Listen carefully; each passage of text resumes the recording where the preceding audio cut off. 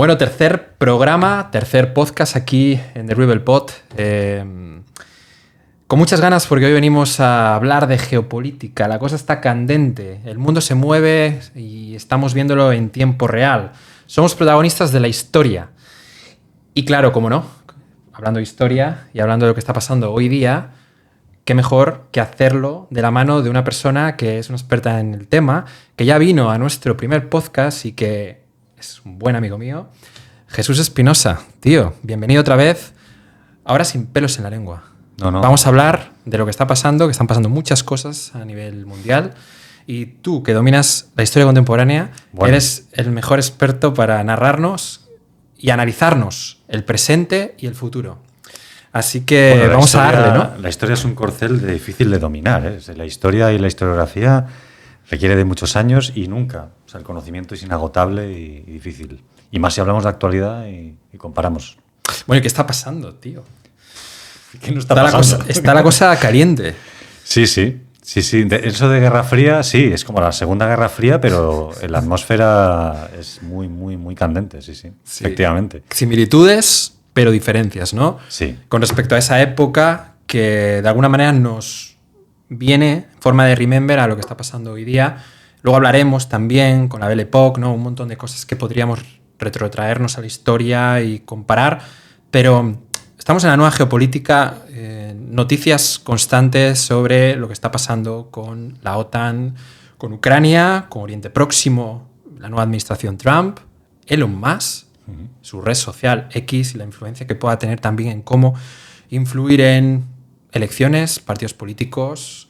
O sea, es una estructura tan compleja que abordarla nos va a llevar muchísimo tiempo. No tenemos todo el tiempo del mundo, pero sí que vamos a tratar de concretar.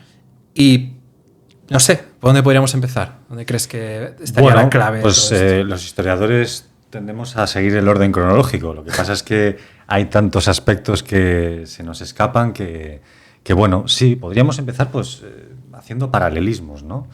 Si hablamos de eso que se aventura como una tercera guerra mundial, que esperemos que no ocurra, en principio la lógica nos lleva a que no. Vivimos en un mundo muy interconectado económicamente, la globalización, y aparte hablabas de las redes sociales, hablabas de todo, ¿no? Los flujos económicos, etcétera. China es, por ejemplo, el actor más interesado, entiendo, en que no ocurra un conflicto bélico mundial, porque su economía depende de todo el mundo, ¿no?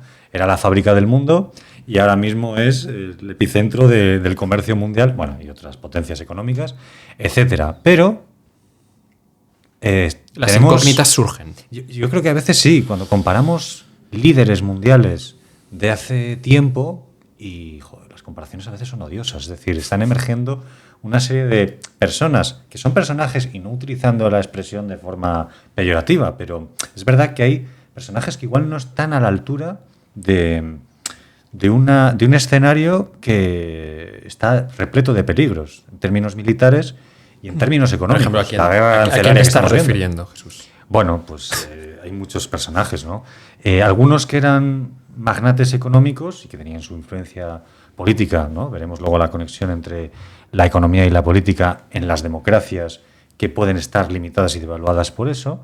Pero aparte de eso, hay otros personajes, podría ser, bueno, Elon Musk, lo has citado antes, ¿no? Sí, Elon Musk. Vamos a empezar con su porque figura. La galería es amplia. Con su figura que es quizá la más mediática, la que está todos los días en los medios de comunicación. Sí. Es un personaje muy excéntrico, ya digamos desde sus propios orígenes como empresario, ¿no? Como filántropo, con sus empresas, sus proyectos, sus negocios, ¿no? Y ahora el nuevo papel de asesor del presidente de los Estados Unidos, con una figura ahí un poco extraña, que no le vemos muy bien el encaje, pero que, claro, trasciende su poder e influencia ya no solamente en Estados Unidos a nivel interno, sino también a nivel internacional. Sí. ¿Qué podríamos decir de él? ¿Cómo lo ves tú desde la figura de un historiador contemporáneo? ¿Te recuerda a algún líder del pasado o algún, no sé si líder, pero al final tampoco es que él tenga un cargo político, sí que lo tiene, pero sí, de magnitud para poder influir en políticas, pero ¿te recuerda a alguien de la historia? Fíjate que hay estudios, ¿no?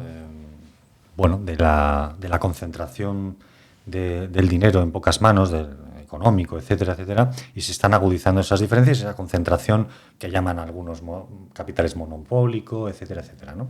Entonces, personajes que tenían un gran poder económico, ¿no?, y empresarial, pues por ejemplo Henry Ford en su momento, pero no creo que tuviera la influencia que pueda tener ahora Elon Musk.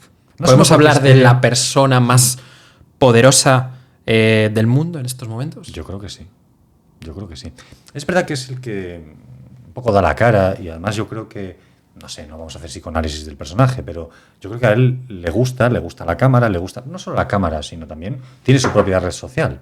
Y eso es una estrategia comunicativa, y hay sectores político-ideológicos, o hablemos de lo que hablemos, que han entendido que la política se dirime en gran parte en lo digital, ¿no?, en la esfera digital, y él lo utiliza.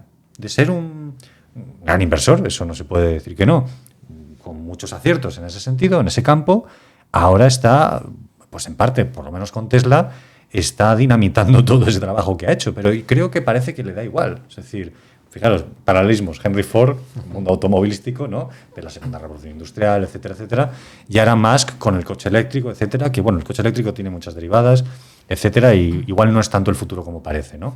No por esta coyuntura de... Pero Elon Musk es mucho más excéntrico. Sí, puede ser. ¿No? Sí. Y más extraño, más raro, un personaje como que Henry Ford, que era como el empresario clásico tradicional, ¿no? Y además Ford, que se ha querido como sumergir dentro de, bueno, el poder del Nasdaq, ¿no?, de las empresas que conforman el aparato tecnológico, ya no solamente de Estados Unidos, sino a nivel mundial, como Amazon, Apple, Microsoft, Meta, en este caso. Sí. Y ahora, bueno, todas estas empresas de Elon que tratan de también insertarse dentro de ese grupo, por así decirlo. Sí. ¿No? Como que ha sabido detectar dónde está el nicho de poder económico, y ahí está, ¿no? Y ahí ha invertido, y parece que no le va mal.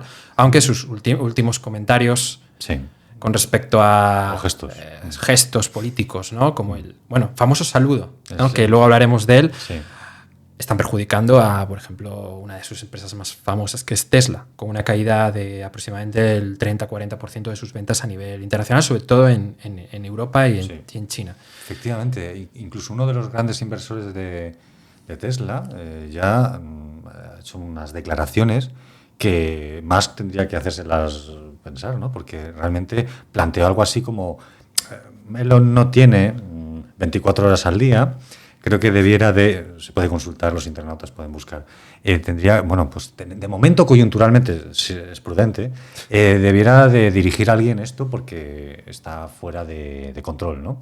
Es decir, que puede haber movimientos ahí detrás, pero tiene un poder tan enorme a nivel económico que yo creo que puede permitirse el lujo, dado que está en una carrera que esa excentricidad se enmarca un poco en eso, es antiempresarial lo que hace consigo mismo. Es decir, lo que está haciendo y proyectando esa imagen, los inversores no pueden tener esa confianza. Ha salido Trump al rescate, creo que es en la Casa Blanca, ¿no?, que ha sacado un coche, ¿no?, parecía allí un concesionario, ¿no? Vamos, que compró 2 coches. Sí, compró 2, ¿no?, o algo así. Y sacó la billetera y enseñó la factura también.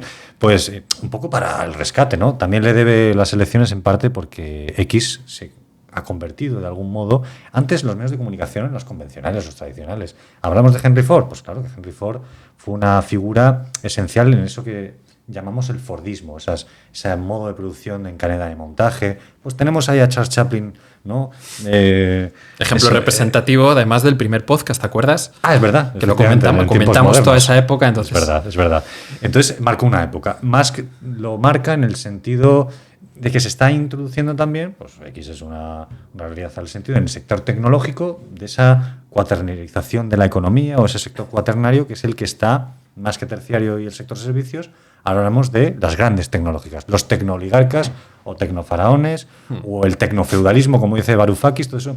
Y entonces eso tiene implicaciones geopolíticas, porque este mundo económico del que estamos hablando se sustenta también por cuestiones físicas materiales, como son las tierras raras, ¿no?, que ahora mismo es como una de las ambiciones imperialistas de todos los, bloques geopolíticos que hay. Cuando hablamos de imperialismo, entiendo, económico, ¿no? Económico, claro, efectivamente.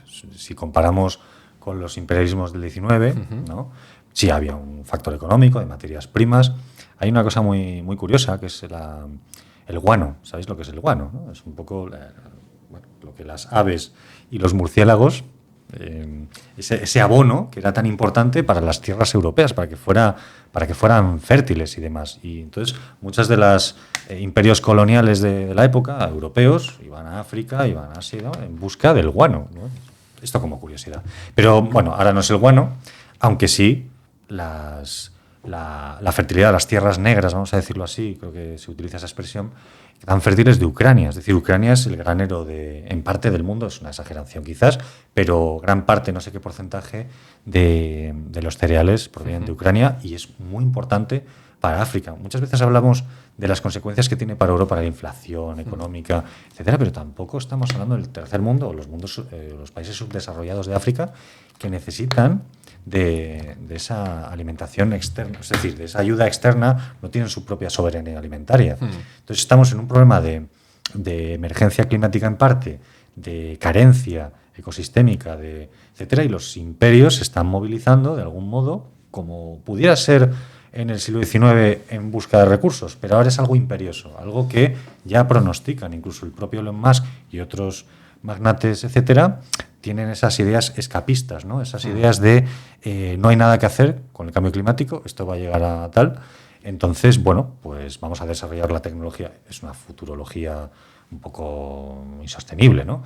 Pero vemos que hay personajes excéntricos, y Musk es uno de ellos, y tiene esas ideas. Hay un profesor de la Universidad de Nueva York, no recuerdo ahora el nombre, que tiene un libro al respecto y lo estudió. Es decir, que ha estudiado esos discursos que hay dentro de ciertas oligarquías económicas que eran inversores de esa economía verde, etcétera, etcétera, y pueden seguir creyendo en ello, pero ven que no tiene mucha solución lo del cambio climático, es decir, vamos hacia un colapso ecológico y estamos como en un audio hacia adelante. Dirían algunos analistas desde estas perspectivas. Entonces, Musk es un personaje pintoresco. Sí, bueno, su famoso saludo, ¿no? ¿Guiño al nazismo, neonazismo, o simplemente un gesto que le salió de manera improvisada y queda ahí? ¿Qué opinas? Me atrevo a decir que no fue de forma improvisada. Luego Steve Bannon también salió en otro acto haciendo lo mismo. He visto a Iker Jiménez también analizando con aquello, etcétera, en un vídeo de YouTube diciendo, bueno, no, es que Iker Jiménez decía algo así, es que tiene problemas psicológicos o algún síndrome de Asperger o algo así, y le salió así solo. No lo sé, no me aventuraría a decir nada. Pero no sí es verdad. Contener, ¿no? Es un poco. Yo creo que es una provocación. Yo creo que no sé si el propio Musk o las siguientes expresiones de ese gesto. Que por cierto, desde el punto de vista histórico, el fascismo lo acogió. Fue D'Annunzio, que fue uno de los ideólogos del fascismo italiano, que en la invasión de Fiume es una región que hay en Croacia, fue como el primer estado protofascista. Pensemos que fue algo así, ¿no? Pues utilizaba el saludo rescatando aquella tradición del Imperio Romano. Pero es que en Roma no hacían ese saludo. Es un equívoco realmente. Está en el cuadro de Jean-Louis David, que es un pintor neoclásico, etcétera. Ahí tenemos el juramento de los Horacios, que aparecen con esa expresión. Pero realmente es un equívoco.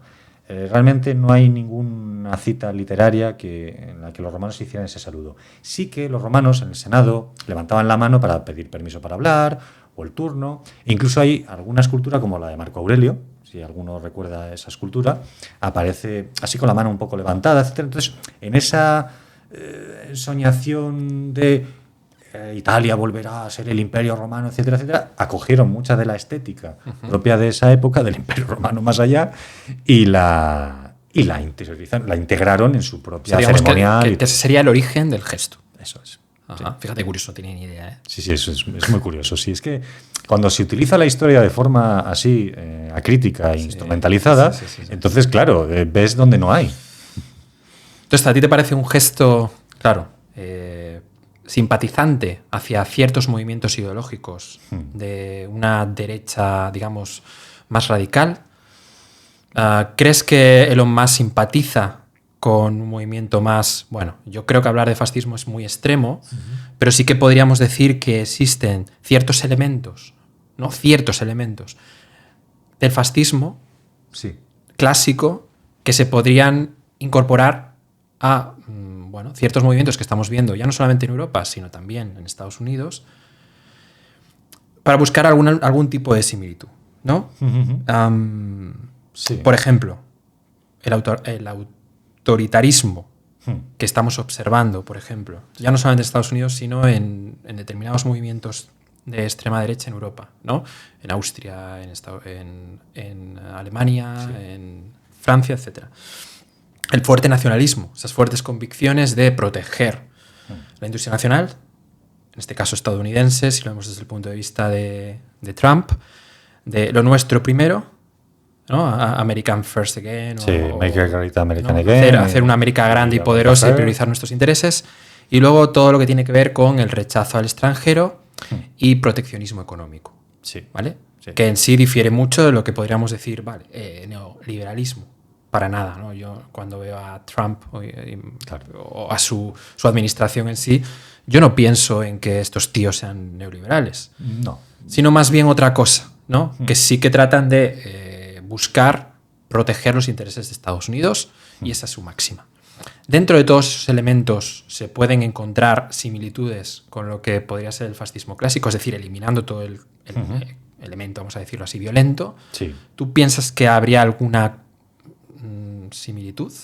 Es que, claro, en historia es muy complejo establecer ese tipo de paralelismos, que insistimos, y similitudes. Hay similitudes, pero hay algunas diferencias que son muy notables. Por ejemplo, el fascismo en sí, ¿vale? Independientemente de qué tipo, tiene un componente o totalitario o pseudo-totalitario. Por ejemplo, muchas veces se ha dicho, el franquismo era un régimen fascista. Su primera fase podríamos hablar de una especie de inspiración fascista fuerte, porque Falange tenía tal. Y sí, tenía un poder importante dentro de esa primera fase del franquismo. Y si vamos a los estatutos de fundación de Falange de 1934, vemos que lo que es una construcción del Estado totalitario lo dice, sin ningún tipo de rubor.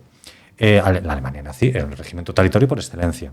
Y la Italia fascista también. Y está en su propio corpus ideológico, vamos a decirlo así. Está en sus preceptos. ¿Vale? Luego el totalitarismo emergió en el stalinismo, etcétera, y es otro tipo de totalitarismo. Entonces el fascismo primero se asienta en el totalitarismo. Desde ciertas vertientes políticas actuales se utiliza el término fascismo de una forma, vamos a decir, indiscriminada, de una forma como demasiado arbitraria. Sé que hay un debate académico al respecto y no vamos a entrar en ello, ¿no? Pero hay que utilizar bien la terminología, uno siendo antifascista, como lo soy, y además pues no simpatizando con vertientes de extrema derecha que estamos aquí hablando, ¿no? Pero no utilizo el término fascista de forma así, pues arbitraria, sin ningún tipo de contención, ¿no? La contención la tiene que ser la razón, el análisis, no porque no lo estoy blanqueando diciendo eso, ¿de acuerdo? Entonces, eso es importante, pero no siempre es fácil hacerlo. Entonces, ese es un elemento diferenciador importante y luego también, lo has dicho tú, en esa época, en el periodo de entreguerras, el fascismo pues, muestra una economía fuertemente intervencionista, ¿de acuerdo? Entonces vemos que dentro de las familias político-ideológicas actuales que ubicamos dentro de, algunos dicen internacional del odio, otros dicen extrema derecha, ultraconservadurismo, ¿no? Nacionalismo radical, todo esto. Eso es. ¿Dónde casaría? Claro. El actual Estados Unidos, actual administración Trump, dentro de todos esos grupos, ¿dónde crees que dónde encajaría más? Claro, es que la figura de Trump yo no sé hasta qué punto tiene un componente ideológico, ¿vale? No hay una construcción ideológica fuerte. Tú decías antes, cuando sí, off record, ¿no? Decías, Trump es un outsider. Se hace presentar como un outsider, Sí. es verdad, porque en su política comunicativa, su forma de ser, etcétera, él se presentó como el digamos, establishment, ¿no? Que eso lo utilizan otras familias políticas parecidas, ¿no? En otros lugares de Europa, que está en ascenso, y también Milei, por ejemplo, ¿no? Pero Milei, claro, es un ultraliberal, vamos a decirlo así, este caso concreto sí, está dentro de se dice que está dentro de esa familia tan heterogénea, dentro del Parlamento Europeo, hay distintas familias de la extrema derecha, que unos no se ven con otros, cuando hizo el gesto Musk parece ser que, no sé si era Salvini o no sé quién era, no le gustó, es decir, vemos que hay diferencias, ¿no? Entonces, ¿cómo puedes decir, por ejemplo, que Milei es fascista? Será lo que sea. Será un personaje más o menos patológico, no, cada uno con sus simpatías y sus fobias, ¿vale? Pero, bueno, hay vídeos en los que se ve con cierta... Bien. Entonces, ¿Qué le cuesta? ¿Quieres decir? ¿Cuál? ¿Qué le cuesta? ¿Que le cuesta en qué sentido? El argumento. el argumento. Sí, que en su forma discurso, de expresión gestual. Sí, exacto. Eso es, sí, Sí, sí. A que nivel hay veces que parece que se... Sí, eso es, que se traba al hablar se de traba, una forma como... sí, sí. Sí, entonces no lo sé, pero... Que no. también ha hecho cosas bien, Milei. Yo no digo que decir, dentro de lo que tiene que ver con los objetivos de reducción de la inflación, en Argentina, Sí. creo que, oye, parte de sus políticas, ¿no? Y esto en defensa del liberalismo económico, han tenido bastante sentido. Sí, no hay una receta única. Lo que es no la hay una inflación, receta única. efectivamente, sí. O sea, cada uno podemos ver datos macroeconómicos y inflación sí. Luego, en términos de pobreza, no lo sé. Es un shock, dice él, que luego se recupera la economía porque es necesario. A ella es una cuestión de percepciones ideológicas, ¿no? O de formas de entender la economía. Pero en términos de análisis conceptual de Milei es un fascista, no puede ser, porque él se autodeclara anarcocapitalista, él mismo lo dice, ¿no? Entonces, eso es incompatible con el fascismo, porque el fascismo en sus orígenes, y es el fascismo en sí, tiene un fuerte componente intervencionista en la economía. Exacto, que es lo que estamos viendo, por ejemplo, ahora con la administración Trump, ¿no? La noticia que hoy saltaba a todos los medios de comunicación. Trump establece un arancel del, creo que era el 25%, a los automóviles que quieran importar, es decir, exportar desde el punto de vista de estos países a Estados Unidos. Eso es una restricción al comercio internacional. Por lo tanto, desde el punto de vista de una persona que es liberal, es todo lo opuesto, ¿no? Claro. Al libre mercado. Claro. Entonces, por tanto, no podemos hablar de una administración Trump, y esto para quien nos esté viendo, ¿no? Sí. Que se suponga neoliberal. ¿Vale? Claro. En sentido estricto, al menos. Sí, en sentido estricto. Aunque apuesten por adelgazar el Estado, es verdad que bueno, Musk tiene esa función ahora en el Departamento de Eficiencia y demás. Reducir gastos. Reducir gastos de una forma, con la motosierra, ¿no? Y toda esa imagen, ¿no? Cogiendo la motosierra, regalándosela al otro, que tiene un toque, no sé, quizás un poco casposo, un poco extraño, un poco outsider, ¿no? Sí. Es violento. Violento, ¿no? Sí, esa gestualidad, todo eso, ¿no? Que yo no digo, por ejemplo, que Elon Musk no sea un tío, que lo es, de hecho, un gran inversor, gran empresario, un tío bastante inteligente, perspicaz, hábil, para ver dónde están las oportunidades de mercado, de negocio, etcétera, pero que políticamente me cuesta verlo. Claro, está tomando una deriva que bueno, el antiwoquismo, por ejemplo, utiliza toda esa... Hay una cuestión ahí personal importante, hay que ver su hija, ¿no? Y todo ese intercambio de mensajes que no sé hasta qué punto, pues eso, no sé, es sano, ¿no? Tendrían que hablar y sentarse hija y madre o padre. El nombre de la propia red social, Twitter, ya, que pasó a ser X, como su hijo, ¿no? Como su hijo, ¿no? Todo eso, claro, le convierte en una persona que es percibida como alguien que bueno, pues que no se ajusta a un paradigma de persona algo normal en muchos sentidos, ¿no? Pero bueno, no me gusta juzgar, intento ser prudente y demás, ¿no? Con las personas, cada uno tiene su estilo de vida y demás. Aquí hacemos como un análisis, ¿no? De cada uno dónde se ubica y qué implicaciones tiene eso a nivel geopolítico. Musk tiene salidas en su plataforma X, ¿no? Cuando un usuario le atacó verbalmente o le dijo, oye, que estás auspiciando un golpe de Estado y en Bolivia porque tú quieres el litio para tu industria y para tu empresa, y le respondió algo así, nosotros haremos todos los golpes de Estado que queramos, y luego lo borró. Es decir, yo no veo, no sé, a líderes empresariales de hace tiempo con ese tipo de torpezas o formas tan, bueno, desenmascaradas de decir las cosas. Lo que ¿no? piensan, realmente. Lo que piensan de una forma sin pelos en la lengua. inquietante, totalmente, ¿no? Y eso le da ese componente de outsider que hay sectores de la población que les mola.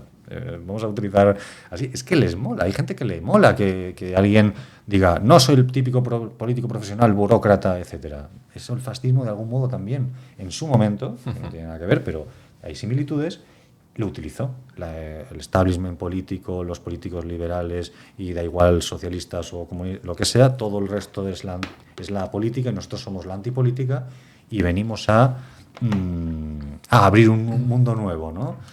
Y demás. Entonces, bueno, no es tan nuevo como pudiera parecer. La política de confusión. Hablábamos antes también, bueno, y Trump, cómo llega al poder. Esta es su segunda fase, digamos. Estamos en su segunda administración, que yo creo que deja ver mucho más quién es Trump que la primera, bajo mi punto de vista. Sí. Y sus apoyos, que ya se vieron en su primera administración, por rusos, o su conexión rusa o la influencia rusa en las propias elecciones estadounidenses en su momento y también ahora. ¿Qué crees que hay ahí? Esa política de confusión, verdades y mentiras. Hubo ya una denuncia en su momento de alguien del Senado estadounidense argumentando que había pruebas de la inteligencia de los Estados Unidos en los que se evidenciaba que pues hubo un intervencionismo ruso en las elecciones de los Estados Unidos y eso hizo que Trump llegara al poder. ¿Tú cómo lo ves desde tu punto de vista? Pues sí, claro, hay pruebas de ello, etcétera, y ahora en la retórica, en los acuerdos o preacuerdos que se están pues conformando para la salida de la guerra de Ucrania, etcétera, lo evidencia más. Lo evidencia muchísimo. Es que ya es directamente tildar de dictador a Zelensky, que Zelensky, ha tenido una política, a veces no, en el contexto de la guerra, prohibir partidos políticos, vale, ok, pero llamarle dictador así directamente y no decir que ¿no? El agresor Putin con un régimen autoritario que no tiene ningún tipo de discusión, ¿no? Lo que se vive en Rusia a nivel político institucional. ¿Qué te pareció a ti la entrevista en la Casa Blanca? La entrevista entre Zelensky y encontronazo, Donald ¿no? Encontronazo. Sí. No sé si fue calculado. Eso es parte ya de la historia de la diplomacia. Totalmente. Decir, ¿no? Cómo dos líderes de dos países, en este caso Ucrania además, que es un país que no tiene culpa de nada, ha sido invadido por una tercera potencia, en este caso Rusia, en una situación de total vulnerabilidad y se encuentra esa situación, ¿no?, tan brusca por parte de, en este caso, del líder de los Estados Unidos, ¿no? Para mí totalmente inaudito. Sí. No he visto algo así nunca, jamás. No, ¿Qué te pareció? ¿Te sorprendió realmente? Sí. O sea, es decir, te sorprende en un primer momento, porque es un shock, ¿no? Luego dices, no me sorprende nada. Pero no solo por la propia figura de Trump o Vance, ¿no?, su vicepresidente y demás, sino también porque las relaciones internacionales han sido una correlación de fuerzas y debilidades. Es decir, eso ha estado ahí siempre. Otra cosa es las formas, ¿no? Las formas que se utilizan. Darle un toque en el hombro, cierta violencia, ¿no? Esa especie de, mira, tío, no tienes ninguna carta a jugar. O sea, es decir, y decirlo en televisión, creo que es ahí más un cálculo que el propio personaje o el propio estilo, ¿no?, de la persona, ¿no? Yo creo que ahí hay un cálculo de América es grande. América le puede decir a este país sí, pero pequeño. ¿tú crees que eso está bien visto por parte de los ciudadanos norteamericanos? Yo creo que que tengan un líder con esa imagen, ¿no?, de como la sensación de autoridad, saltándote, digamos, las propias normas diplomáticas, del respeto hacia el líder de otro país, de otro lugar del mundo, Total. de esa forma. O sea, para mí, es decir, Sí. como si yo me pusiera en el lugar de un ciudadano americano, como ciudadano español, europeo, Sí. o sea, me chocaría muchísimo y me dejaría totalmente anodado Ya. que mi representante máximo, en este caso, el primer ministro, el presidente, el que sea, haga eso en un acto diplomático público de ese nivel. Claro, es que tú eres un demócrata y una persona formada. A veces no solo es la formación, cuidado que podemos caer en el elitismo intelectual, ¿no? Personas que igual no tienen muchas lecturas pueden ver eso y decir, oye, ¿qué es esto? ¿No? Igual mucha gente se arrepintió, eso pasa, ¿no?, la movilización en el voto, se ha arrepentido y habrá dicho, ¿esto qué es? ¿No? Todo está un presidente que me dice de invadir Groenlandia, que Dinamarca forma parte de la OTAN y demás. Estas ocurrencias, ¿no?, de Panamá también, es decir, no lo sé, no sé hasta qué punto habrá, me imagino, un sector más o menos amplio o reducido que esté aturdido, probablemente de sus votantes. Puede ser, pero no sabría decirte, igual soy pesimista. Por cierto, vamos a hacer un inciso aquí. Si os gusta este contenido, el contenido de este canal y de lo que contamos aquí, de los temas, que van a venir cosas muy interesantes, suscribíos, porque yo creo que va a merecer la pena, os va a gustar. Es un lugar donde vamos, un simposio de opiniones de todo tipo, traemos gente muy interesante, así que dadnos una oportunidad porque creo que puede gustaros. Suscribiros, lo mismo. Dicho esto, Jesús, ya sabes. Lo mismo digo. Sí, efectivamente. Yo estoy suscrito. Pues sí. La cuestión es que sí, es desconcertante. Y yo creo que habrá parte de la población norteamericana que esté desconcertada. No obstante, creo que el desconcierto es mayor de los demócratas. No saben cómo abordar esto. Además, yo creo que la estrategia de Trump es muy de Blitzkrieg. El otro día hablamos del Blitzkrieg. O sea, ir lanzando está legislando a golpe de decreto de forma con los jueces, tiene 1000 problemas. Claro, el sistema norteamericano, estadounidense, tiene sus limitaciones democráticas, entiendo, por los super PACs, ¿no? Toda esta financiación indirecta que tienen los candidatos. Muchas veces son ¿Qué son los super PAC? Para que la gente que nos ve lo entienda.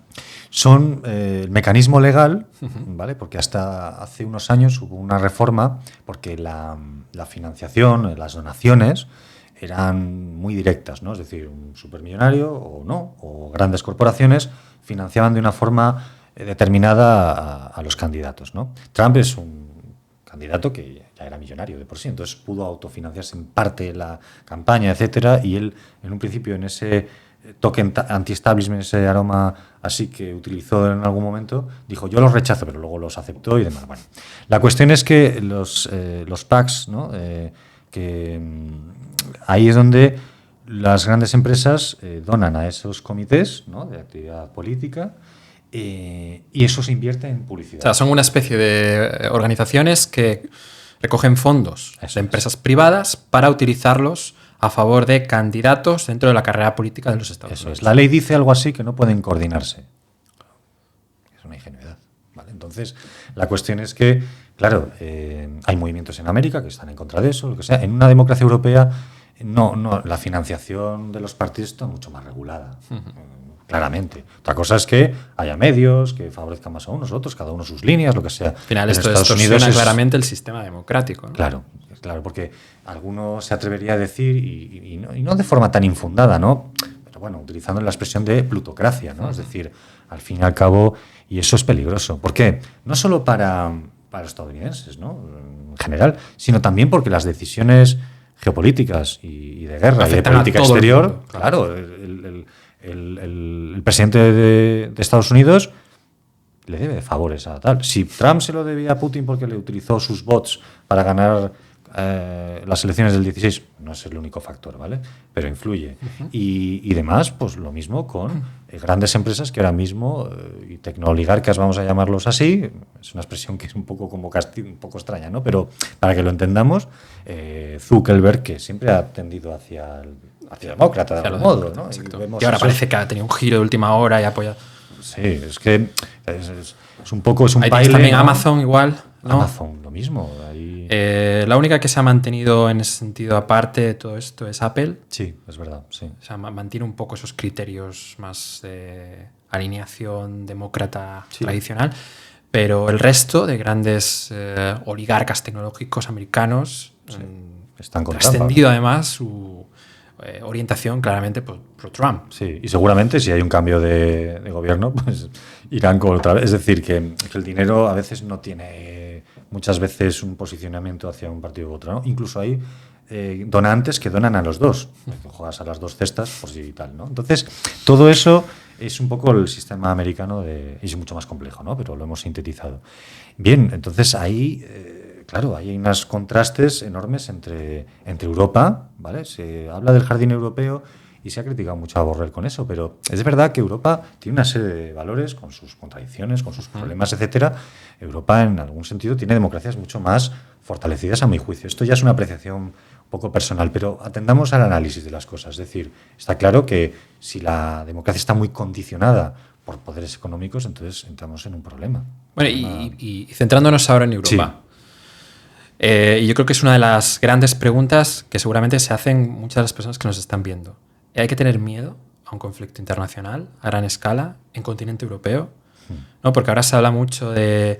Bueno, yo creo que ha habido algunas recomendaciones por parte de gente de la Comisión Europea como diciendo que no, podría ser una buena idea que los europeos adquirieran un kit de comida para varias semanas, varios meses por si sucede algo extraordinario. Sí, ahí habría que aparte añadir... de todo el contexto de rearme que estamos viviendo. Claro, ahí habría que añadir también acontecimientos adversos, revoluciones, digamos, climatológicas o lo que sea, que también, o otro tipo de catástrofes naturales, ¿no? O sea, siempre está bien tener un kit, pero, ostras, es que es inquietante que te digan eso, ¿no?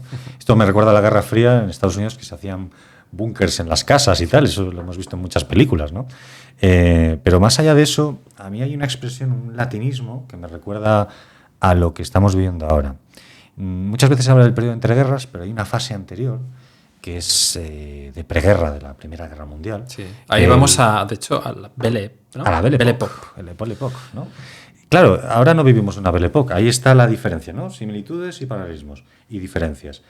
Ahora mismo no vivimos en ese espíritu de época, la ciencia, el progreso indefectible hacia... Luego vino la hostia, que fue la guerra... Ahora la se gran plantea, guerra, ¿no? un nuevo paradigma, y muchos defensores de estos, a nivel tecnológico-económico, Sí. con la inteligencia artificial. Sí. No, Quiero decir, dentro de todos los avances que se produjeron a principios del siglo XX, que podríamos conectar con lo que estamos viendo actualmente, es verdad que la IA puede suponer, algunos hablan de un salto infinito. Esto lo he escuchado a expertos en el ámbito tecnológico y geopolítica, ¿no? De qué puede suponer la inteligencia artificial, que esto es ya para otro debate que seguramente integraremos aquí, Sí. en algún episodio, sobre la influencia de la inteligencia artificial en el mundo, en nuestra sociedad, en el mercado laboral, en fin, todo esto. Cómo puede suponer un progreso a todos los niveles y pasar de un momento de estancamiento en el que toda Europa está viviendo desde finales de la crisis financiera de 2008 hasta ahora.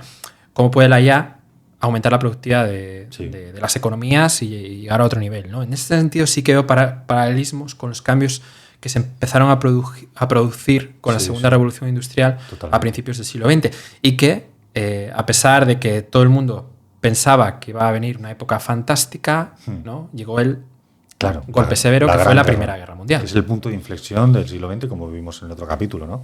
Pero es verdad, efectivamente, los desarrollos tecnológicos actuales, lo anterior quedó, pecata minuta con lo que estamos ahora experimentando a nivel tecnológico, ¿no? Cuando me refería a espíritu de época es la sensación, ¿no? Sociológica, ¿no? Ahora preguntas a cualquiera, en los años 90, Fukuyama, el fin de la historia, el capitalismo se va a extender y el progreso y demás, etcétera, ¿no? En la Belle Époque había algo parecido en el sentido de ahí se desarrolla toda la paradigma positivista de las ciencias. Toda la segunda revolución industrial introdujo una serie de mejoras en la vida material de la gente, etcétera, y había una especie de, como los felices años 20, pero en una etapa incluso de mayor extensión, etcétera, con todas las desigualdades y problemas que había, lógicamente. Pero el espíritu de época era ese, el del progreso indefectible, esa visión teleológica de llegaremos hasta el infinito y más allá, ¿no?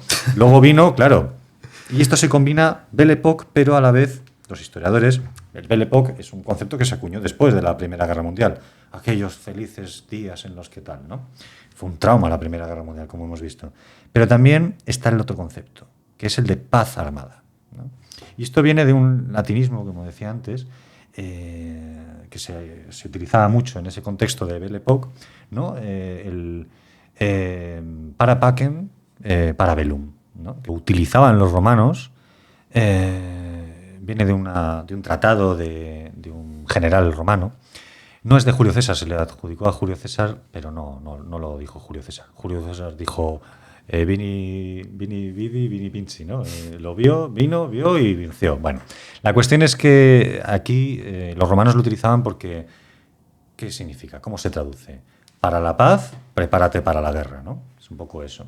Entonces los romanos sabían que tenían enemigos a su alrededor, ¿no? Uh-huh. No podían competir realmente, armamentísticamente hablando, con Roma. Realmente Rusia invierte, por lo que yo he estado consultando a expertos militares, invierte menos que el conjunto de Europa en armas. Y si ya sumamos a Estados Unidos, ya no sumamos a Estados Unidos, porque últimamente la administración Trump dice que si Europa nació para joder a Estados Unidos, que si quiero atacar a Groenlandia, que pues el socio de la OTAN es Dinamarca también, es decir, todos los movimientos... Sin sentido absoluto, cuando total. Europa y la Unión Europea fue un proyecto americano, con el plan Marshall en la cabeza, en fin. Sí. Surge en un contexto en el cual Estados Unidos buscaba un gran aliado, una especie de apéndice en el continente europeo para frenar la expansión o el expansionismo comunista en esa época. Totalmente. Eso incluso yo creo que lo tratamos en el capítulo anterior. Y es que, claro, los romanos eran conscientes de eso, ¿no? Armarse para así evitar, ¿qué es? La disuasión. Tengo un poder militar, no te atrevas a, ¿no? Es verdad que ya Europa de por sí actualmente tiene más poder militar. Lo que pasa es que lo que no tiene es un ejército unificado. Lo que tiene es estados distintos, etcétera, ¿Que hay que invertir más en armas? Que lo digan los técnicos y demás, porque lo que veo en el debate político es, no hablan técnicos, hablan eslogans, cosas, no sé, yo creo que tenemos que avanzar hacia eso que decía Jürgen Habermas, que yo siempre reivindico, democracia deliberativa. ¿Vale? Hablar de las cuestiones técnicas y también hablar desde un punto de vista pues más sosegado y racional, ¿no? Pero bueno, yo lo desconozco. Consensos y demás, ¿no? Eso es. Yo desconozco si hay que invertir más, pero en defensa probablemente. Y la defensa no solo son las armas, son la ciberseguridad, la energía, la industria, etcétera, ¿no? Todo aquello que contribuye a poder defender tus fronteras, ¿no? Claro, sí, es decir. Hay además el otro día leí que el alijo nuclear de Europa, de los países europeos, está en muy desventaja con respecto a Estados Unidos y China y Rusia. Sí, Esto también es un problema. Porque al final, si tu principal elemento disuasorio es disponer de una bomba atómica, sí. Europa está en desventaja. Y eso en términos geopolíticos implica Solo tiene Francia, una me debilidad. parece, y Inglaterra. Francia, Reino Unido y yo no sé qué otro país tiene. Esas son las dos potencias, son las dos potencias de Europa, fundamentales, sí.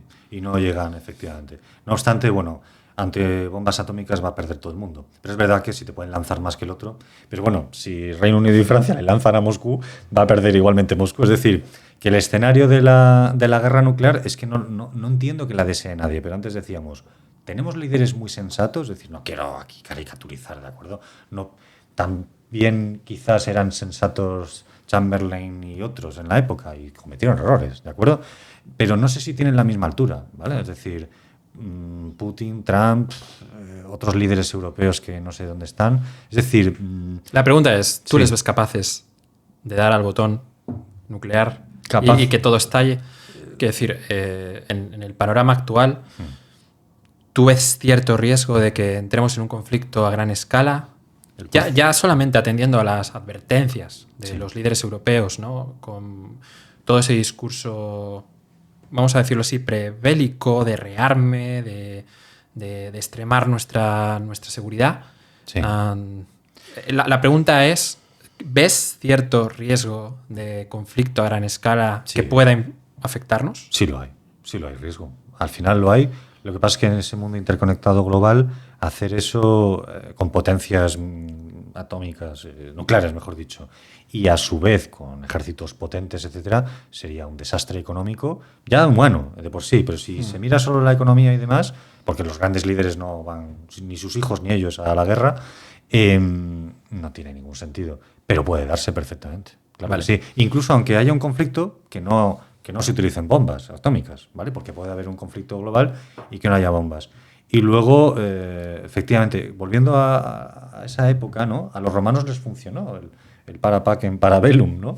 Durante largo tiempo. Luego vino su caso y demás, y luego pues el Bajo Imperio, la entrada de los pueblos invasores y demás.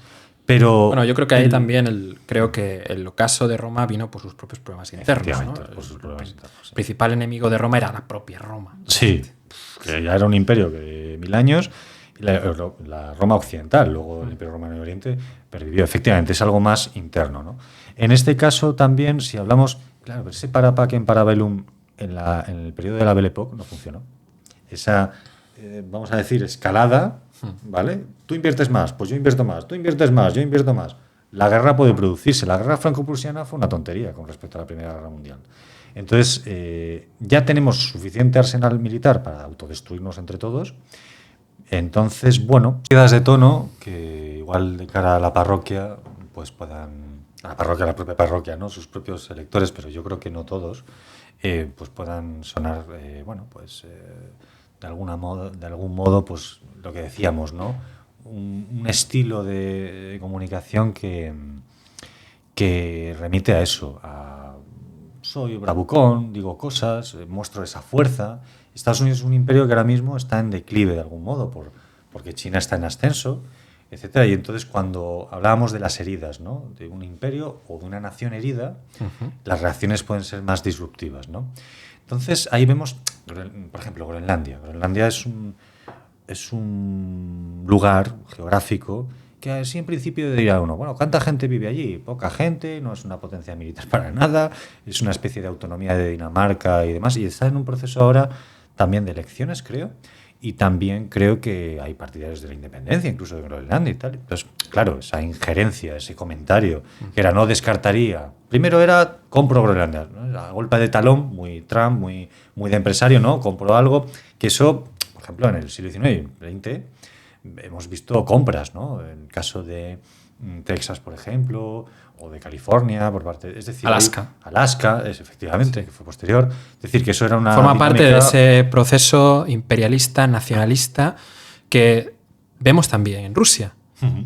Otros puntos en común más relacionados con su forma de hacer las cosas en materia de política exterior. Totalmente. Ese imperialismo previo a Trump, pre-Trump, vamos a llamarlo así, es un imperialismo no anexionista, ¿no? Es decir, no me anexiono un territorio, ¿no? Es que ahora ya la retórica está, bueno, discurriendo hacia el ejercicio de la anexión.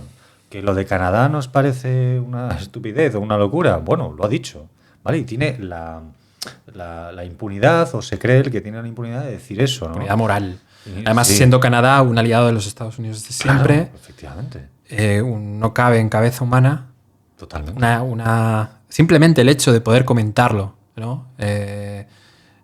Más allá de que sea una posición estrictamente real que pueda tener Estados Unidos en materia exterior, pero aunque sea un comentario off the record, ya simplemente eso genera unas tensiones que, bajo mi punto de vista, no tendrían ningún tipo de cabida en una administración norteamericana. Vamos a catalogarla de normal. Totalmente, sí, sí. Este tipo de líderes, digamos, con comportamientos desaforados, fuera de los márgenes de la normalidad, etcétera, yo creo que son sintomáticos también de imperios en decadencia. Por ejemplo, la figura de Vladimir Putin. Crisis social. De ¿no? crisis social. Una sociedad que no está en su mejor momento. Efectivamente. Es lo que refleja, o por lo menos así lo veo yo. No solamente en Estados Unidos, sino también en Europa, ¿no? Sí. Una sociedad cada vez más decadente, menos crítica, más pesimista sobre el propio futuro. Sí. Ya solo hay que ver cualquier tipo de encuesta, ¿no? Totalmente. Un Eurobarómetro, por ejemplo, que refleja la posición de los europeos hacia problemas globales, ya hacen ver que la sociedad europea no está en su mejor momento. Ha habido épocas mejores y estamos en un contexto histórico de estancamiento, y esto así se refleja claramente en datos de PIB per cápita, por ejemplo, sí, donde su evolución es manifiesta en estancamiento en países como Alemania, España, Francia, ¿no? Sí. Y al final el PIB per cápita, y esto para quien no lo sepa, es un indicador de riqueza. Claro. Si la riqueza se estanca, se refleja en unas circunstancias políticas que no son las que debería haber en un contexto de normalidad democrática. Claro. Por eso hay posiciones más críticas o radicales que estamos observando que están creciendo en Europa, como por ejemplo es el caso de la extrema derecha en Alemania. Emergen salvadores o quienes se autoerigen salvadores de la situación, ¿no? Alemania es un caso muy concreto en términos económicos. La industria alemana está, claro, la locomotora de Europa era Alemania, ¿no? Y sigue siendo una potencia, lógicamente, pero en términos de empleo hay una generación que no ve ese ascensor social, se ha ido rompiendo en muchos países. Eso también, y Alemania, claro, era ese país que crecía, que tenía, ¿no? Y claro, con la crisis inflacionaria, la vinculación, claro, el gas ruso, era muy dependiente Alemania de eso. Entonces, Scholz en su momento se vio un poco en la diatriba de, bueno, hay una guerra en Ucrania, pero en el fondo esto no me viene bien. Se veía venir de algún modo que, claro, eso iba a repercutir, ¿no? Desde el punto de vista energético, mil cosas, ¿no? En el caso de España, aunque tenga un crecimiento que se ve, ¿no? De algún modo, pero aún así, ahí está la macroeconomía y luego la crisis de vivienda, todo eso. Es que es toda una irrupción de una serie de problemas sociales. Pero voy a hacer un inciso, es un crecimiento ficticio. Porque al final es un crecimiento del Producto Interior Bruto. Claro, o sea, claro. PIB es un indicador. Es un indicador de la producción de un país en un año, con unas circunstancias muy concretas, ¿no? Habría que verlo en términos constantes, es decir, deflactado, y habría que verlo también en términos per cápita, para saber si ese crecimiento se refleja en riqueza o no. Claro. Pues ahí está la diferencia y el matiz, ¿no? O sea, es un crecimiento aparente, pero realmente repercute en los ciudadanos. Los ciudadanos cada vez son más ricos o son más pobres. Digamos, esto es lo que hay que analizar, y las consecuencias económicas, que no solamente son económicas, sino también inciden en otros aspectos de la sociedad, en las posiciones más críticas de ciertos ciudadanos crispados hacia el sistema que votan hacia alternativas pseudo-democráticas para tratar de buscar una solución al problema. Claro, soluciones sencillas a problemas complejos, ¿no? También el PIB no lo mide todo, efectivamente, y luego hay que desgranarlo, tal como has dicho, efectivamente. Luego el índice Gini, son muchas cosas, índice de desarrollo humano, acceso a servicios públicos, pero también las expectativas a futuro. La vivienda, por ejemplo, es algo muy importante porque si tú no tienes acceso a una vivienda, la vivienda tiene alrededor de sí, cumples una serie de derechos y de certidumbres que si no las tienes... Todo eso es efectivamente, y no solo en España, hay muchos países que tienen problemas sociales importantísimos y que no se acaban de resolver, y esa impaciencia es lógica en la ciudadanía, etcétera, ¿no? Entonces, claro, ahí Europa se ve en una posición de debilidad enorme, ¿no? En ese sentido. Y antes hacíamos, claro, estamos en un contexto de policrisis, de crisis de mucho tipo. El COVID-19 marcó de una forma brutal, fue muy traumático para la población. Y claro... Del 2008 al COVID-19 y la era post-COVID no está siendo muy halagüeña, con la guerra de Ucrania y todo el conflicto que tiene que ver con subida de la inflación, crisis energética. Entonces es todo una crisis ecosocial, que lo eco también es importante tenerlo en cuenta. De seguridad global ahora mismo. De seguridad encima. Bueno, la pregunta que yo te quería lanzar con respecto a esto de la seguridad y el protagonismo de Europa, cada vez más débil en muchos sentidos, no solamente el económico, sino también a nivel de influencia internacional, es la OTAN. Es decir, la pregunta es, ¿qué papel crees va a tener la OTAN en un futuro? ¿Ves que tiende a diluirse? Porque vemos ahora ya una posición totalmente unilateral, que es la de Estados Unidos, en plan desconfianza hacia sus socios. Sí. Y luego una posición de Europa en plan, bueno, nos estáis dejando un poco tirados, ¿no? Totalmente, sí. Por un lado, Estados Unidos dice, bueno, es que Europa está aprovechándose de nosotros y de nuestros recursos para defenderse. Sí. ¿No? Y en este sentido, bueno, pues Europa ahora se encuentra, claro, en una necesidad de invertir más en armamento, en aspectos estrictamente militares, para poder mantener sus fronteras a salvo. Esto puede suponer una crisis de la OTAN que ya acabe. Que implosione. No será, para siempre. Yo entiendo, no soy futurólogo, pero no creo que sea algo de repentino, ¿no? Lo que pasa es que ya hay unos mensajes muy claros y con el cambio de administración en Estados Unidos esto es patente. Entonces, eso de la autonomía estratégica ya ha habido hace años, y bueno, ha habido ciertos sectores de la izquierda que criticaban la propia existencia de la OTAN, a veces no de forma muy realista, otras veces son críticas que podrían tener cierto fundamento o lo que sea, porque la OTAN es verdad que como entidad, digamos, alianza estratégico-militar, tiene un carácter defensivo. No obstante, hay precedentes históricos que nos indican que a veces ha sido, en ocasiones, no siempre, no hay que generalizar siempre los matices son importantes, ha sido un poco el brazo imperialista a veces, en ocasiones, de Estados Unidos. Entonces hay ciertas intervenciones en Libia o en ciertos momentos en los que no ha funcionado como debe haber funcionado, a mi juicio, y no es una impugnación totalmente a la OTAN. Yo creo que Europa tiene que tener, efectivamente, una política de defensa común y tiene que ser algo racional, ordenado y también coordinado en simbiosis y de una forma inteligente y atendiendo a los expertos, ¿vale? No a eslogans y demás. Y es verdad que esta invitación a que Europa se rearme tiene visos de realidad, porque lógicamente se está quedando sola, de algún modo, pero a la vez hay muchos intereses, económicos que tienen que ver con grandes corporaciones militares, es decir, militares no, de fabricación y distribución de armamento, y mucho de ese armamento, no digo todo, se tendría que comprar en empresas norteamericanas. Es decir, que Trump no da puntadas sin hilo. Sí. Cuida su propia industria y con estas amenazas lo que hace también es que Europa diga, bueno, ¿y aquí qué hago? Tengo que comprar. ¿A quién vas a comprar? A empresas que directamente o indirectamente financian. Por eso esas oligarquías que influyen tanto en los candidatos y en general en la política a nivel global, eso deben de recibir, a mi juicio, cierto disciplinamiento. No se puede condicionar así. No obstante, el peligro real, es decir, Rusia puede atacar Moldavia y en algún momento habría que defenderla, ¿no? Sí, porque, por ejemplo, la expansión de la OTAN hacia el este. ¿Aquí hablaríamos de seguridad o provocación? Ya, es que eso es muy complejo, porque las percepciones de ambos bandos pues pueden ser, y la forma de legitimar una invasión, como puede ser Rusia, cada país es soberano de integrarse en una alianza militar, es decir, y Ucrania pues tiene toda la legitimidad de hacerlo. Otra cosa es que sea una temeridad hacerlo conociendo a Rusia. Esto la historia explica muchas cosas. En Rusia hay que meterse la mentalidad del enemigo a veces, o de la mentalidad del otro, ¿no? Es decir, la mentalidad rusa. ¿Cuál es la mentalidad rusa? Si nos fijamos en su geografía, la geohistoria es reveladora. Rusia tiene una serie de fronteras geográficas que son muy claras, orográficas, al sur, etcétera. Luego tiene el mar ahí, Alaska, el estrecho de Bering.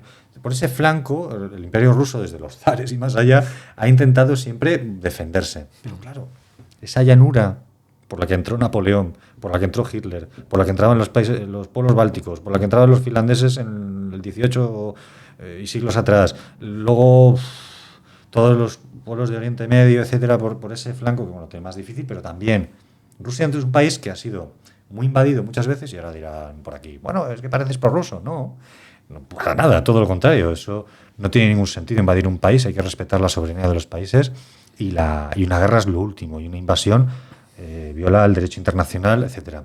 Entonces, ¿cuál podría haber sido la estrategia? Pues no acercarse tanto. Pero claro, Rusia también ha hecho movimientos de injerencia, etcétera. Entonces hablamos de una guerra de imperialismos, de una pugna de imperialismos que se retroalimentan y por lo tanto generan este tipo de escenarios. Entonces, por supuesto, en la invasión de Ucrania, pues la culpabilidad de Rusia, Estados Unidos cuando invadió Irak, es decir, hay veces que son guerras que no son auspiciadas por la ONU, ese ente internacional que nadie hace caso, ¿no? Entonces, claro, es que esto... Y muchos consideran que la ONU, las Naciones Unidas, fue un producto norteamericano, esa sociedad de naciones en su momento. A ver, es verdad que la Sociedad de Naciones primero, tras la Primera Guerra Mundial, y luego la ONU, pues es verdad que tiene ciertos... Fue auspiciado por potencias en su momento capitalistas, si hablamos de el telón de acero... Pero bueno, ahora las Naciones Unidas lo integran países de todo el mundo, ¿vale? Es verdad que hay países que tienen Algunos derechos... países tienen más poder que otros. Por supuesto, derecho de veto y demás, pero creo que Rusia también tiene derecho de veto. Es decir, que de esos dos bloques, vamos a decirlo así, en un mundo multipolar, pero de dos bloques que se van como dibujando ahí tenuemente, no tanto como en la Guerra Fría anterior, es verdad que, joder, de ambos lados tienen derecho de veto. Entonces, Naciones Unidas puede perfeccionarse efectivamente, pero también hay que hacerle caso. Hace resoluciones, el Consejo de Seguridad pone cosas sobre la mesa que son sensatas, alerta de genocidios, hay relatores que te dicen cosas, y si cada uno va por su lado, pues eso genera un desorden y una especie como de acción-reacción. Ah, como tú lo has hecho, yo también, ¿vale? Entonces, cuando hablamos eso de nos rearmamos todos, no solo es el rearme, es yo violo el derecho internacional, pues yo también. Tú lo haces, pues yo también. Hay injerencias por aquí, pues yo también. Entonces, eso genera pues el escenario apocalíptico que pudiera ocurrir. Antes de terminar, sí. Dos cosas más. Por un lado, y esto es muy interesante, China y Estados Unidos. Esto ¿vale? es la clave ya. Hemos hablado de Ucrania, bueno, hemos tocado ligeramente, ¿no? Sí, pero bueno. Todo esto. Pero China, Estados Unidos, Taiwán, posible conflicto a gran escala en un futuro. Taiwán como territorio, una isla muy cerca del continente, asiático, sí. Próximo a China continental. Gran reclamo histórico, imperialista, vamos a decirlo así, fue territorio de China, China en su momento. Sí. Pero ahora es un país independiente, no reconocido, por supuesto, por algunos, sí. y que es aliado de los Estados Unidos y que además es puntero en materia de tecnología, claro. Con una empresa, se llama TSMC, que fabrica semiconductores para prácticamente todo el sector tecnológico, con una tecnología además de producción totalmente vanguardista. Uh-huh. Esto, lógicamente, es muy atractivo para Estados Unidos y para China, sí. Porque quien controle esa industria va a controlar todo, absolutamente. ¿No? Hablamos del petróleo del siglo XXI. ¿Qué papel puede ejercer Taiwán en un posible conflicto a gran escala entre estos dos países? Y, también qué papel puede tener la inteligencia artificial en todo eso. Porque la inteligencia artificial se nutre del desarrollo de tarjetas gráficas muy potentes que permiten que todo el sistema pueda funcionar adecuadamente. Sí. Ya hemos visto que Estados Unidos ha lanzado sus propias IAs. Sí. China está haciendo lo mismo con... DeepSeek. Exactamente, con este proyecto que parece independiente, pero realmente ya sabes que en China lo independiente no tiene nunca empresa, el Partido Comunista tiene una demasiado sentido, siempre está detrás el gobierno chino y en este caso también, es lógico. ¿Qué papel puede tener Taiwán en un posible futuro conflicto a gran escala? ¿Tú qué crees? ¿Cómo lo ves ahí? Pues es que fíjate que la historia de Taiwán hay que retrotraerse un poco, ¿no? Es decir, en la guerra civil china, antes de que ascendiera Mao Zedong al poder, ahí hubo una guerra que mucha gente conocerá entre nacionalistas y comunistas, ¿no? Que se aliaron durante un tiempo contra el imperialismo japonés, cuando hubo una invasión o un intento de invasión de Japón, etcétera, y luego esa alianza se estalló por los aires y entre ellos se mataron, vamos a decirlo así. Bien, tras esa guerra civil, Chiang Kai-shek y el Kuomintang, que es digamos el bando autodenominado así nacionalista, etcétera, de China, huyeron, se replegaron hacia Taiwán y fue como el refugio. Y ahí ya China no pudo recuperar lo que consideraba que era suyo, etcétera, ¿no? Que, bueno, era parte de China. Entonces eran dos, la República Popular China y la República China de los nacionalistas en Taiwán. Y eso se ha conservado así a nivel territorial. ¿Qué ocurre? Que si China, que a pesar de que beba de las raíces del marxismo-leninismo y del internacionalismo, ha ido como adquiriendo, esto es propio de los imperialismos también, una jerga, una especie como de discurso ultranacionalista, que es lo que está un poco detrás de muchos de estos actores que estamos aquí dibujando. Claro, la tentación de invadir Taiwán, económica, lo acabas de dibujar perfectamente. Disfrazada de una especie de falso imperialismo que tiene más motivaciones de expansionismo económico que puramente geográfico. Al final, Taiwán es una pequeña isla insignificante, quiero decir. Efectivamente. Y además se ha desgajado Hong Kong, ¿no? Y ha habido movimientos en China y demás. Pero claro, Taiwán es un caramelo, en el sentido de que, claro, toda esa tecnología se puede llevar a lo militar, efectivamente. Luego podríamos hablar de las tierras raras, que China también controla a nivel global muchas de esas explotaciones. Eso es muy importante. Por eso Ucrania, en parte, tengo un vecino que es ucraniano, que lo está pasando muy mal, y fui poco delicado en ese momento cuando se lo dije, pero dije, tenéis la mala suerte de tener muchos recursos naturales. Y se quedó así como... ¿Por qué dices esto, sabes? Es que esto influye. What the fuck. What the fuck. No me interesa ese discurso ahora. Tengo a mi familia allí. Y es verdad, tenía razón, ¿eh? Ahí fui yo demasiado tal. Pero es verdad que racionalmente, si lo analizas, es multifactorial, pero Ucrania tiene lo que hemos dicho ya. Y Taiwán tiene algo ahora mismo que es esencial para toda la industria militar, pero también a nivel de competitividad económica, todo eso, lógicamente un país se va a quedar rezagado si no tiene esa tecnología, y los semiconductores son esenciales, dispositivos, todo mueve eso, ¿no? Entonces China no creo que tiene esa tentación, pero si entrara ahí, intervenía Estados Unidos, y eso a nivel comercio internacional, todo el flujo, sanciones a China no creo que se pudiera permitir eso. Xi Jinping no creo que sea tan visceral como Trump o como... Creo que son los líderes chinos, con todos los defectos de autoritarismo y demás, que tienen, creo que tienen una inteligencia, creo que un poco mayor. Pero igual me estoy resbalando aquí, ¿eh? O sea, si, por ejemplo, tuvieras que pronosticar... Por pragmatismo me refiero, ¿eh? Con todo el sentido del mundo a equivocarte. ¿Dónde podría desencadenarse un conflicto global? Buena pregunta. ¿No lo ves tan próximo a Taiwán, sino a Europa, por ejemplo? O Oriente Próximo. No hemos hablado de Oriente Próximo, que también es un tema que quería lanzar aquí. ¿Qué está ocurriendo en Palestina? ¿Hacia dónde van las cosas?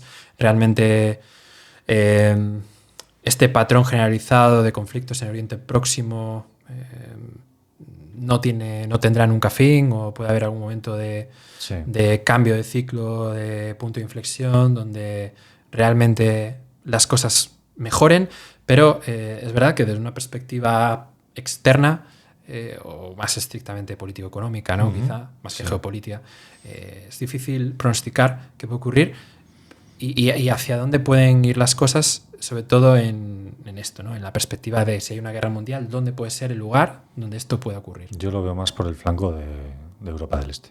Es que en Oriente Medio es un conflicto enquistado. Israel tiene un potencial militar inequívoco. ¿Irán, por ejemplo?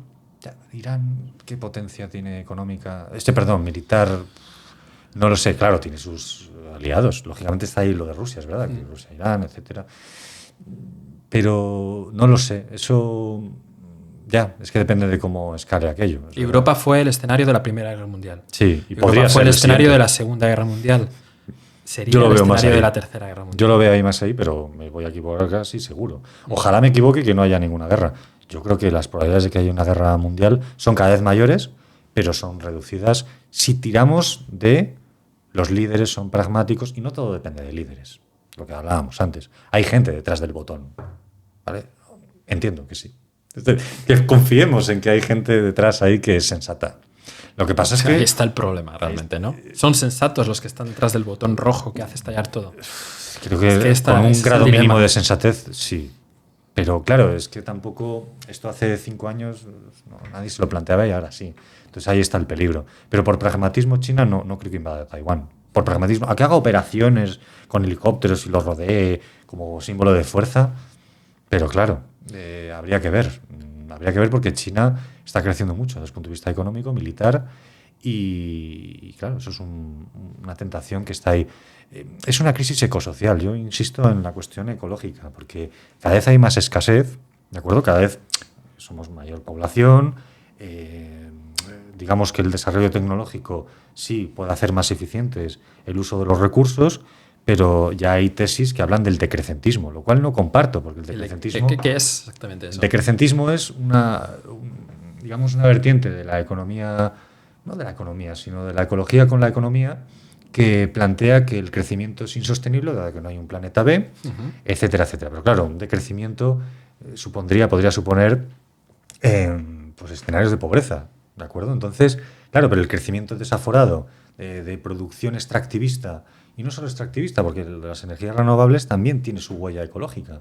Las baterías, el litio, el coltán, la extracción de todos esos minerales de las tierras raras. Ahí la disputa, se han repartido el botín, Trump, y perdón por la expresión, y Vladimir Putin. En el preacuerdo ese que no ha salido todavía, yo me quedo Donetsk y Lugansk, que tiene tierras raras a tope, y el resto de Ucrania, pues ahí casi le hizo firmar eso a Zelensky. Que Zelensky no tenía ningún problema con las tierras raras, porque sabe que no tiene otra. El problema es las garantías de seguridad. Ahí es donde veo más el problema.